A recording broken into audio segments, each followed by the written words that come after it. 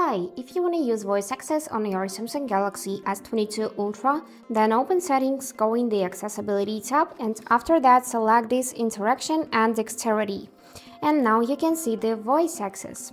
So as a first step, enable it by tapping on the switcher, and now you will need to allow this feature to have full control of your phone.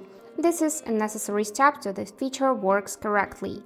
Now you can go in Voice Access shortcut, enable it, and choose how you will trigger this feature.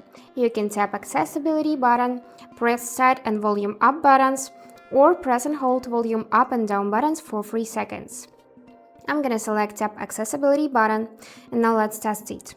So I'm tapping it and the feature disables, tapping again and enables. Great. Now we can go in the settings, then voice access commands and check which type of commands we can use with the help of this feature. Now also here you can see these type of features as go home, go back, show notifications, and so on. So you can speak and control your device hands-free. For that, we will need to open settings once more and enable activation button. Now you can see this recording button appears on the screen. We need to tap it, and now this feature is enabled and we can say something. For example, go home. And it just opened the homepage. Let's open settings and try this feature one more time.